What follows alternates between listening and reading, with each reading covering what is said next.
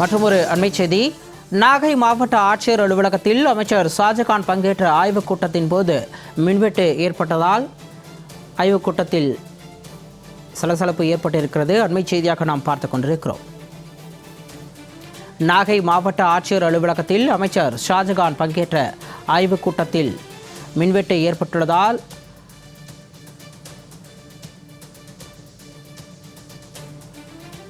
நாகை மாவட்ட ஆட்சியர் அலுவலகத்தில் அமைச்சர் ஷாஜகான் பங்கேற்ற ஆய்வுக் கூட்டத்தில் மின்வெட்டு ஏற்பட்டிருக்கிறது. அண்மை செய்தியாக பார்த்துக் கொண்டிருக்கிறோம். அமைச்சர் பங்கேற்ற ஆய்வுக் கூட்டத்தில் மின்வெட்டு ஏற்பட்ட சம்பவம் அப்பகுதியில் பரபரப்பை ஏற்படுத்தியிருக்கிறது. நாகை மாவட்ட ஆட்சியர் அலுவலகத்தில் அமைச்சர் ஷாஜகான் பங்கேற்ற ஆய்வுக் கூட்டத்தில் மின்வெட்டு காரணமாக தற்பொழுது அப்பகுதியில் அதிருப்தி ஏற்பட்டிருக்கிறது. ஆய்வுக் கூட்டத்தில் அதிகாரிகளும் பொதுமக்களும்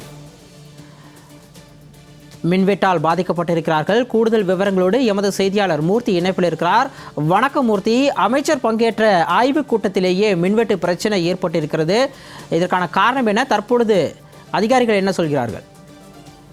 வணக்கம் சுகாமணி. நாகப்பட்டினம் மாவட்ட ஆட்சியர் அலுவலகத்தில் தமிழக சிறுபான்மையினர் நலத்துறை அமைச்சர் ஷாஜகான் தலைமையில் வருவாய் மற்றும் பேரிடர் மேலாண்மை துறை சார்பாக இயற்கை இடர்பாடுகள் முன்னேற்பாடுகள் குறித்த ஆய்வுக் கூட்டம் மாவட்ட ஆட்சியர் அலுவலக முதன்மை மாநாட்டு அரங்கில் ஏற்பாடு செய்யப்பட்டிருந்தது.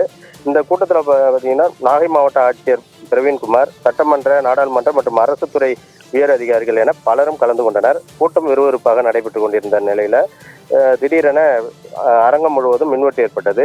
இதில் அமைச்சர் அதிகாரிகள் அமர்ந்திருந்த கூட்டத்தில் திடீர்னு மின்சாரம் துண்டிக்கப்பட்டதால அங்கு பரபரப்பு ஏற்பட்டது. உடனே நிலைமையை சீர் செய்யும் முயற்சியில் அங்கிருந்த மின் ஊழியர்கள் மற்றும் அரசு ஊழியர்கள் தீவிரமாக ஈடுபட்டனர்.